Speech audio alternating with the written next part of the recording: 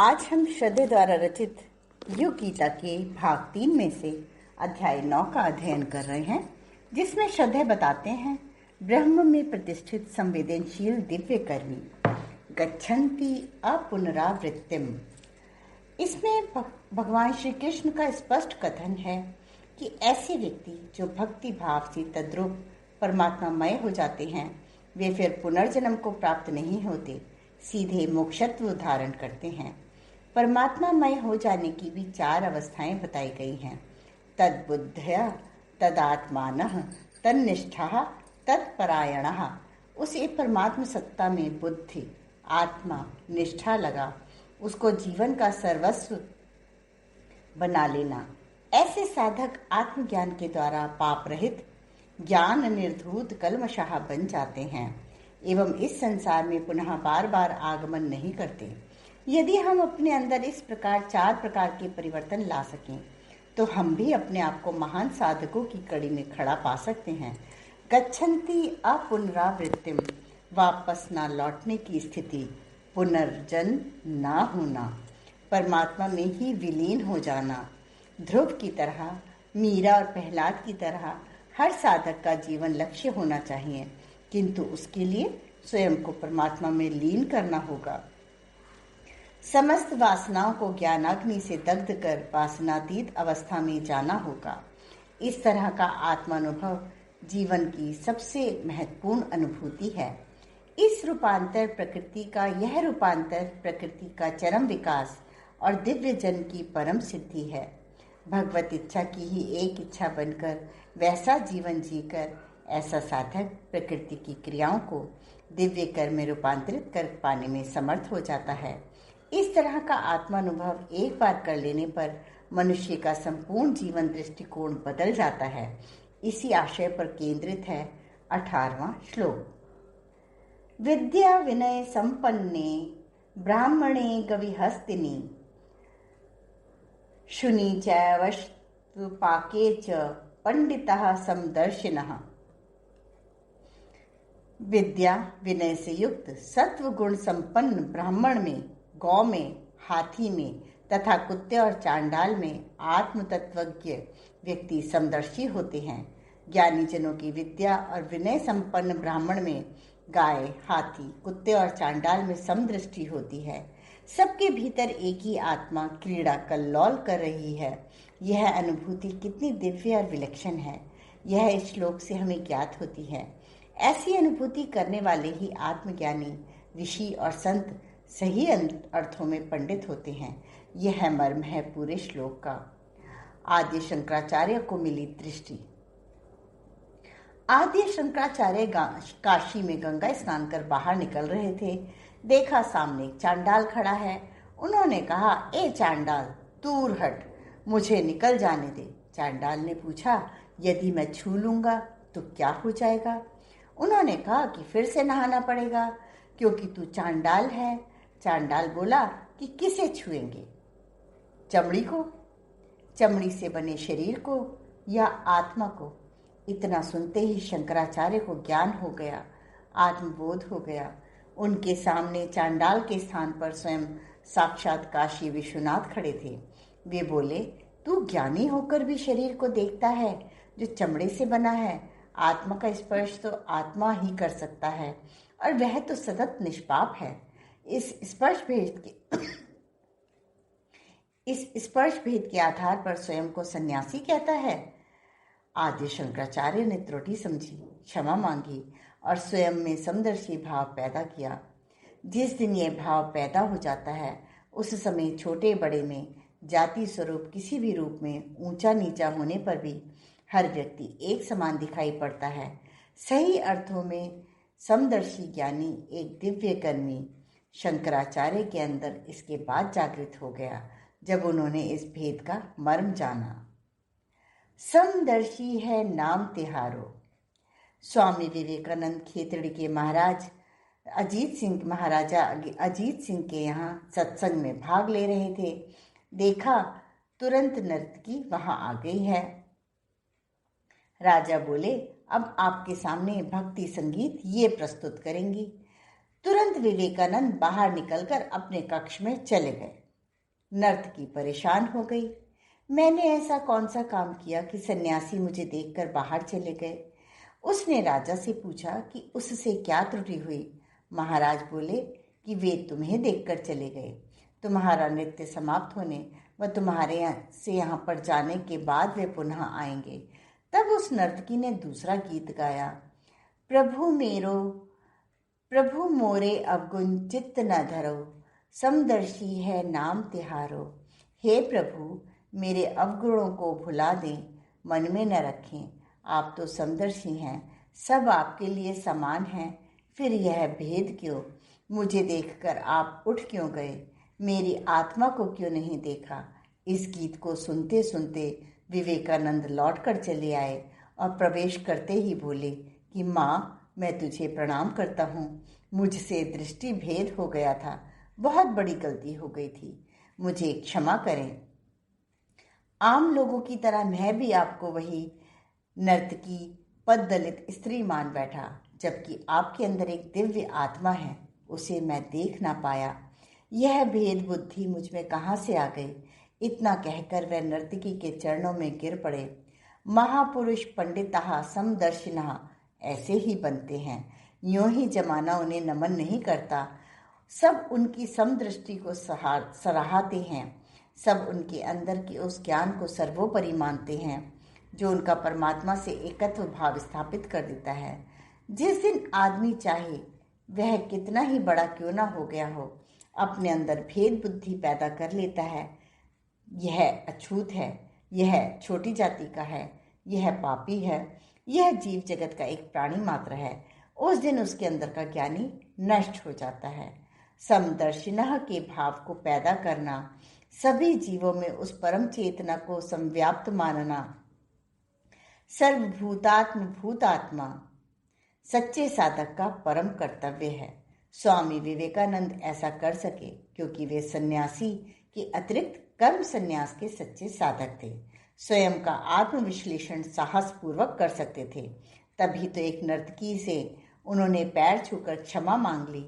हम भी इस श्लोक से एक शिक्षण लें, स्वयं को पूर्ण बनाने की प्रक्रिया सीखें। आगे श्रद्धेय बताते हैं, दिव्य कर्मी बनने की अभीप्सा। भगवान इसी कारण अर्जुन के समक्ष परफेक्शन, पूर्णत्व का एक आदर्श रखते हैं।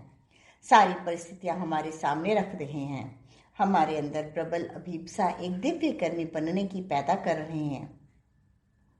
जिस प्रकार द्वितीय अध्याय में उन्होंने अर्जुन को स्थित प्रज्ञ के लक्षण बताए थे,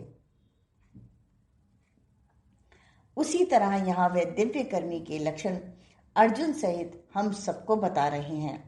दिव्य कर्मी बनने की अभीप्सा पैदा होगी तो विघ्न स्वयं हटते चले जाएंगे। 18वें श्लोक में कही गई बात की ही पुष्टि अगले 19वें श्लोक में है। इहैव त्यजतः सर्गो येषां साम्ये स्थितं मनः, निर्दोषं हि समं ब्रह्म तस्माद् ब्रह्माणि ते स्थितः। अर्थात जिन लोगों का ये शाम मनः सम ब्रह्म में साम्य निश्चल रूप से प्रतिष्ठित है, स्थितम इस लोक में शरीर में रहते हुए, इह एव उनके द्वारा तही यह दृश्य संसार सर्गः विजित है, जितः क्योंकि ही ब्रह्म समाज में समान रूप से ब्रह्म समम गुण दोष रहित निर्दोषम है। इसी कारण तस्मात् समदर्शी लोग ते ब्रह्म में ही ब्रह्माणी ब्रह्म भाव से प्रतिष्ठित हैं। स्थितः यह शब्दार्थ हुआ। यह एक प्रकार से ब्रह्म ज्ञान की फलश्रुति बताई गई है। इस पूरे श्लोक का अब भाव समझे। जिनका मन समभाव में स्थित है, उनके द्वारा इस जीवित अवस्था में ही संपूर्ण संसार जीत लिया गया है, क्योंकि सच्चिदानंद घन परमात्मा निर्दोष और सम है। इसी कारण वे परमात्मा में ही ब्रह्म भाव से स्थित हैं।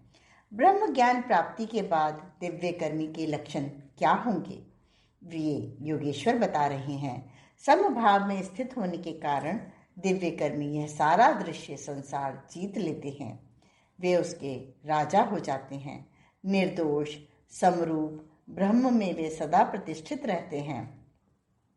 वे जीवन मुक्त बन जाते हैं। जीवित अवस्था में ही लोभ मोह अहम रूपी भव बंधनों से मुक्त हो जाते हैं। फिर उन्हें पुनर्जन्म नहीं लेना पड़ता।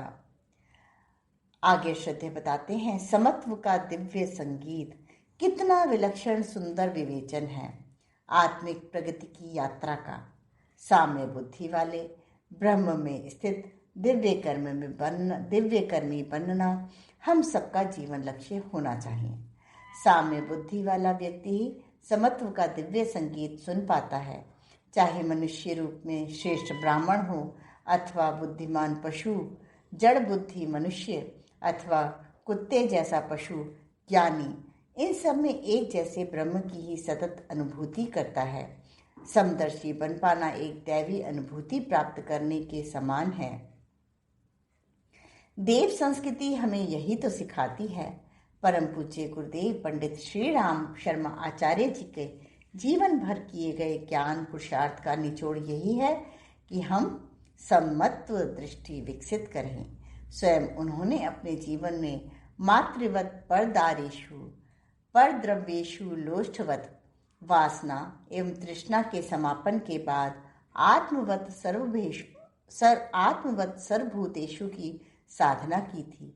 यह आत्मवत सर्वभूतेषु ही समत्व दृष्टि है। इसके बिना तो सभ्य जीवन संभव ही नहीं है। सुसंस्कृत देवोपम जीवन जीना हो तो यही समत्व का दृष्टिकोण जीवन में उतारना होगा। ऐसा परम पूज्य गुरुदेव का मत भी है। आज सारे समाज में अहम की टकराहट है। सांप्रदायिक सद्भाव खतरे में है। पूरी राजनीति जातिवाद पर टिकी है। राष्ट्रीय स्तर पर व सीमा पर आतंकवाद तथा अंतर्राष्ट्रीय स्तर पर युद्धोन्माद फैला पड़ा है। यह समदृष्टि के अभाव की ही फलश्रुति है। जाति वर्ण के नाम पर पारस्परिक विद्वेष एवं झगड़े, परिवार संस्था में टूटन, पति पत्नी में, पिता पुत्र में पारस्परिक भेद, मनमुटाव व विक्षुब्धता, चारों ओर संव्याप्त तनाव भी भेद दर्शन का ही परिणाम है। यदि हम चारों ओर समत्व संव्याप्त देखें तो यह सारी समस्याएं स्वतः ही मिटती चली जाएंगी। अच्छा हो हम सामने वाले में अपने ही एक अथवा दूसरे पहलू का दर्शन करें, उसे मित्र माने, उसकी कुटिलताओं के बावजूद उसकी आत्मा से प्रेम करें, तो उसकी वे भाव भी स्वतः ही समाप्त होते चले जाएंगे। इसीलिए भगवान कहते हैं कि सही अर्थों में पंडित वे ही होते हैं जो ज्ञान, पढ़ाई, शिक्षा की दृष्टि से नहीं, आध्यात्मिक दृष्टि से समदृष्टि संयुक्त हों, सर्वत्र एक ही आत्मा का अनुभव करते हों, आत्मज्ञानी हों, विराट जिनका हृदय हो। आगे श्रद्धे बताते हैं, धरती के सम्राट समदर्शी। ऐसे समदर्शी व्यक्ति इस धरती के सम्राट कहलाते हैं। वे ब्रह्म भाव से परमात्मा में स्थित होते हैं। इसी कारण वे भव बंधनों से मुक्त हो जाते हैं। अगला 20वां श्लोक इस सत्य को आगे बढ़ाकर दिव्य कर्मी की विशेषताओं की परिधि और बढ़ी कर देता है। न प्रहिष्येत् प्रियं प्राप्य नो द्विजेत् प्राप्य चाप्रियं स्थिर बुद्धिर सम्मूढ़ो ब्रह्मविद् ब्रह्मणि स्थितः। ब्रह्म में अवस्थित, ब्रह्मणि स्थितः, निश्चल स्थिर बुद्धि वाले, स्थिर बुद्धि ही, संशय रहित दृष्टिकोण वाले, असम्मूढ़ ब्रह्मज्ञ व्यक्ति, ब्रह्मविद, प्रिय वस्तु मिलने पर भी प्रियम प्राप्य हर्षित नहीं होते, न प्रहिष्येत, और अप्रिय वस्तु मिलने पर अप्रियम च प्राप्य दुखी भी नहीं होते, न उद्विजेत, जो पुरुष प्रिय को पाकर हर्षित न हो और अप्रिय को प्राप्त कर उद्विग्न न हो, वह स्थिर बुद्धि, संशय रहित ब्रह्मवेत्ता पुरुष सच्चिदानंद घन परमात्मा में एक ही भाव से स्थित है। समापन पूर्व के श्लोक की तरह ही ब्रह्मणि स्थिता में ही है। यह सारी विशेषताएं दिव्य कर्मी की हैं, जो उसे देव मानवों की श्रेष्ठतम स्थिति में ला खड़ी करती हैं। इस श्लोक में ठीक स्थित प्रज्ञों की तरह दिव्य कर्मी का एक महत्वपूर्ण लक्ष्य बताया गया है कि कि वह परमात्मा में स्थित होने के कारण तथा बिना किसी संशय की स्थिति में होने के कारण प्रिय वस्तु से ना तो प्रसन्न होता है एवं ना अप्रिय वस्तु या स्थिति को प्राप्त होकर दुखी होता है। एक ही भाव से, समभाव से सभी परिस्थितियों में बना रहता है। आगे श्रद्धेय बताते हैं, संतप्त अर्जुन को दिशा और निर्देश। यहाँ सीधी चोट अर्जुन के विक्षुब्ध मन पार कर गई है। यहाँ सीधी चोट अर्जुन के विक्षुब्ध मन पर की गई है, जो युद्ध में लड़ने के नाम पर संतप्त है, क्षुब्ध है। एक बीमार मना स्थिति वाला अर्जुन मना चिकित्सा के योग्य है, ऐसा श्री कृष्ण की दृष्टि में। अतः गीता के रचयिता, काव्य सृजिता महाकवि श्री व्यास इस श्लोक के द्वारा श्री कृष्ण के मुख से कहलवाते हैं, जो इस समय के लिए सटीक है। यहाँ आत्मज्ञानी का चित्रण चल रहा है, पर साथ ही साथ उसके समत्व भाव एवं कभी न उद्विग्न होने की विशेषताएं भी बताई गई हैं। अर्जुन की दुर्बलता का श्री कृष्ण को ज्ञान है, अतः यह चोट ठीक निशाने पर लगती है। वे उसे बताते हैं कि उनके इस प्रिय शिष्य को आत्मज्ञानी होना चाहिए, समत्व बुद्धि वाला, तथा उसकी सबसे बड़ी विशेषता होनी चाहिए कि सुख दुख की पराकाष्ठा में भी वह तनिक भी विचलित ना हो। सामान्यतः होता यह है कि हम अपने आसपास के अनुकूल और प्रतिकूल घटनाओं के कारण जन्मी अपनी प्रतिक्रियाओं से दुखी और सुखी होते रहते हैं। जो हमें हमारे स्वभाव और रुचि के अनुकूल हों, वह बात या वस्तु या घटना हमें प्रसन्नता देती है, परंतु जब हम अपनी रुचियों के विरुद्ध परिस्थितियां घटती देखते हैं तो हमारे लिए वे दुख का मूल बन जाती हैं। इसीलिए भगवान कहते हैं कि हमें आत्मज्ञानी ब्रह्मणी स्थितः बनना चाहिए। ऐसा महापुरुष अपनी वासनाओं का क्षय कर चुका होता है। वह प्रतिक्रिया रहित जीवन जीता है। उस पर घटनाक्रमों के उतार चढ़ाव का कोई प्रभाव नहीं होता। आगे श्रद्धेय बताते हैं, प्रतिक्रियाओं में खपता है जीवन। योगेश्वर श्री कृष्ण के अनुसार सिद्ध पुरुष श्रेष्ठ दिव्य कर्मी ही मात्र कर्म करता है। शेष हम सभी साधारण मानव तो जीवन भर प्रतिक्रियाएं ही करते रहते हैं, इसी में सारा जीवन खपा भी देते हैं। कर्म करने का, शेष गुणों के संपादन का हमें अवसर ही कहाँ मिल पाता है। हमारा जीवन ज्ञानी के समान प्रतिक्रिया रहित होना चाहिए।